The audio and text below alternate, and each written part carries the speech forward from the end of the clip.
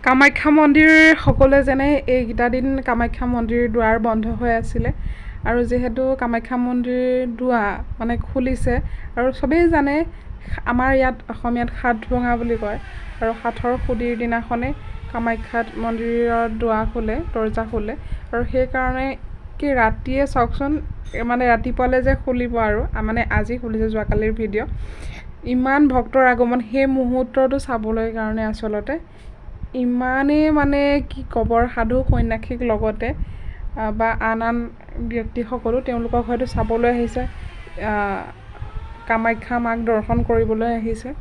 ইমান দূৰৰ পৰা আহিছে আৰু সঁচাকৈ ইয়াৰ ভক্তিৰ কামাখ্যা এয়া আই দেৱীৰ প্ৰেম আচলতে শক্তিপীঠৰ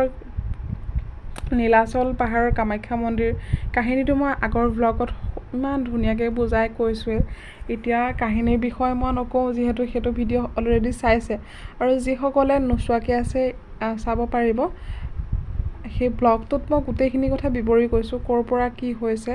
কেনেধৰণে নীলাচল পাহাৰত কামাখ্যা মন্দিৰ হ'ল তাৰ লগতে কাৰ কি আছিলে শিৱপুৰাণৰ অনুসৰি মই গোটেইখিনি কথা বিতৰংভাৱে বুজাই গৈছোঁ মই এটা কথা এইকাৰণেই ভাল লাগিছে কিছুমানে কয় ছায়েন্সৰ যুগত ভগৱান আছে নেকি তেতিয়াহ'লে